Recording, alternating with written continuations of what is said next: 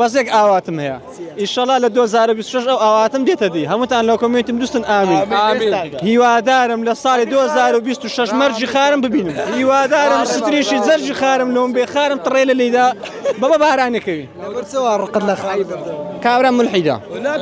بێدینە لەبەر هەندێک زۆر پێی دەرێن وەرەوە سەردینی ڕاد وەرە بەعات بە حەدیث بە قسەی خۆش بە شتی جوان نایەتە سەرڕێ دوعای خراپی لێ بکە کاکە نایەتە سەرڕێ زەلامەشکە 35 سارە نە شێتە نە مندارە نە سەرخۆشە نە تووشی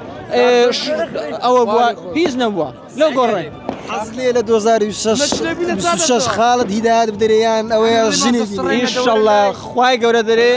ئین الله یهدی من یشاء ئینشەڵڵا ئەگەر خوای گەورە ئەگەر ئەو زەلامە شایستە هیدایەتە خوای گەورە هیدایەتی بێ ئەگەر لە کونی جێیدێ ئارێ بەخوای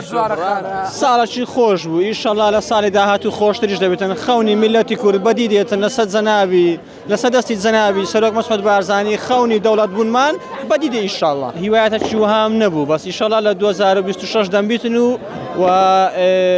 ئینشەڵڵا ساڵی 2026 دەگەم بەو شتانێکە لە تەمەنی 30 ساڵی ئینسان ژنە خانیە سیارە ئینشەڵڵا ئەمەش بەپێی دەست و لاقی خۆمان ئاوری لێ دێنین ئینشەڵڵا پێی دەگەین هەتا ئێستا سینگڵ بوو هەتا ئێستا سینگڵ بووین